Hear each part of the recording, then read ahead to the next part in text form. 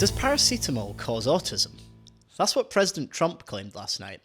Welcome to Reality Check, where we go behind the headlines to try to explain what's really going on. I'm your host, Michael Simmons. So last night, the US President and his Secretary of Health and Human Services, Robert F. Kennedy Jr., announced that they had made what they called the biggest breakthrough in medical science for the last few decades. They claimed that they had found one of the causes of autism.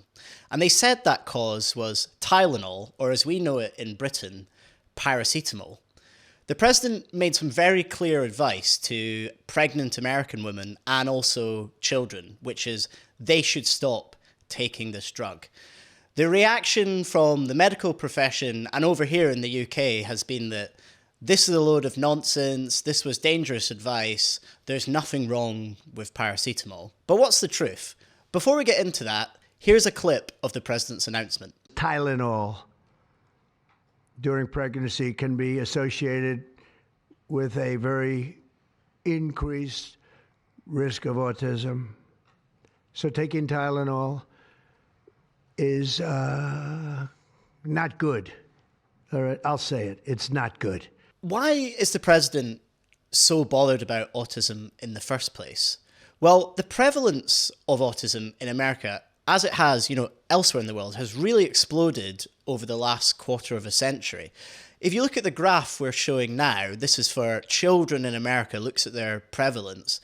At the start of this millennium, 1 in 150 American children had autism, some kind of autism spectrum disorder.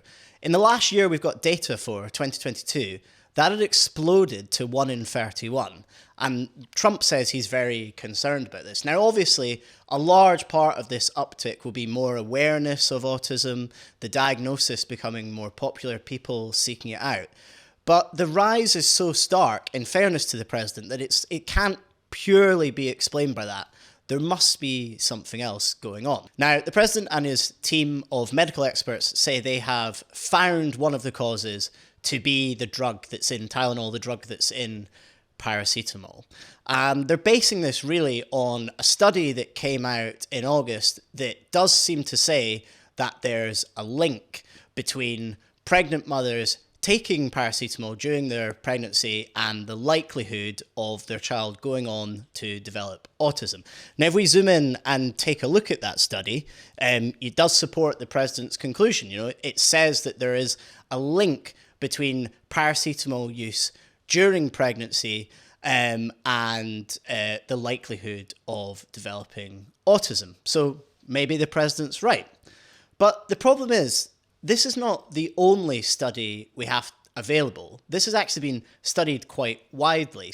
So the Spectator's Reality Check team had a look at 10 studies that have all examined the same thing and used different methods. They've all looked at whether taking paracetamol during pregnancy increases the likelihood of the child developing autism. And we've put the results of those studies on this graph here. And what you see on the graph is the dotted line that represents no greater or less likelihood of developing autism. So if the dot representing the study's finding is to the right of that line, then it showed there was more likelihood of developing autism. And if it's to the left of that line, then it shows there's less likelihood of developing autism. And what our graph shows is pretty clear. If you look at the majority of those studies, they're right on that dotted line. So they found no significant increase in the likelihood of developing autism. Again, though, in fairness to Trump, there are a couple of outlier studies there, like the one we just examined, that does seem to support this finding.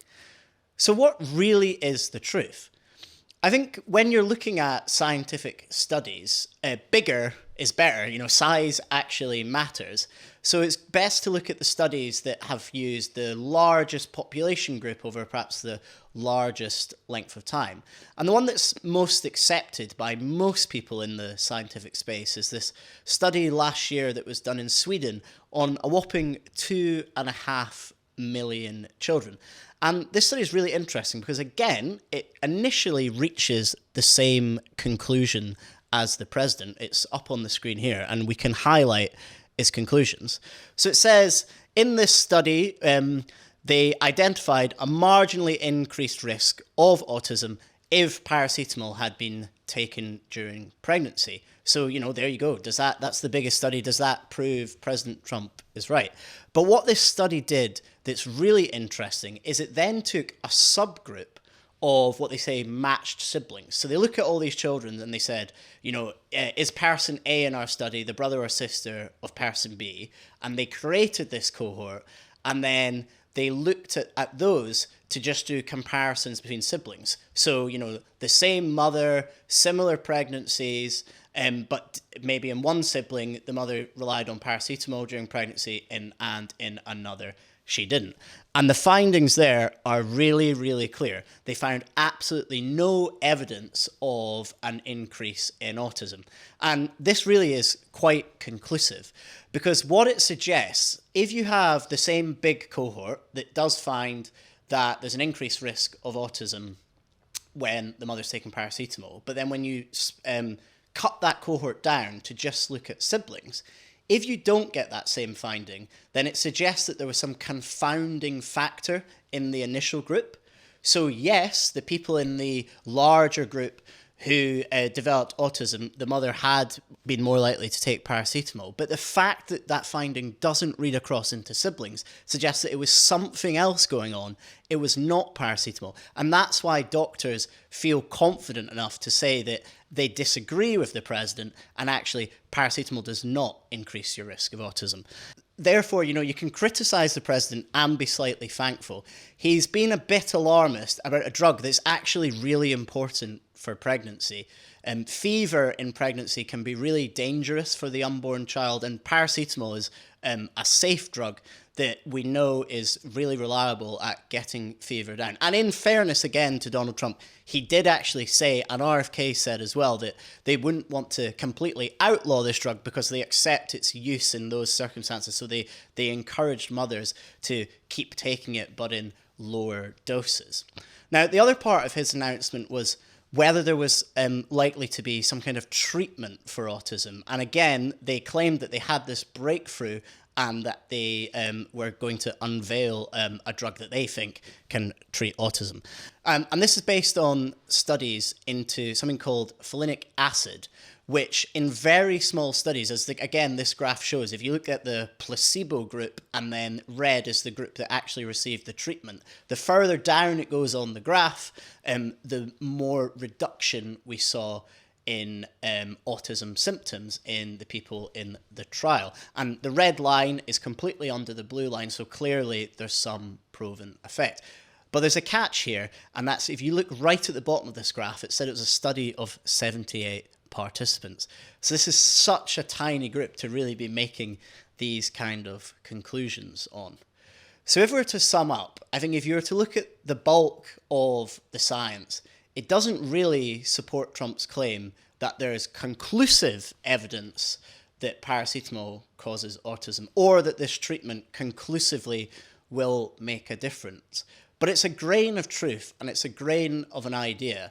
And what was really important about the president's announcement yesterday is he also announced increased funding into autism research. And if Trump drawing attention to this area gets more, science done so we really can get conclusive answers onto the causes and potential treatments of autism, I don't think anyone could say that's a bad thing.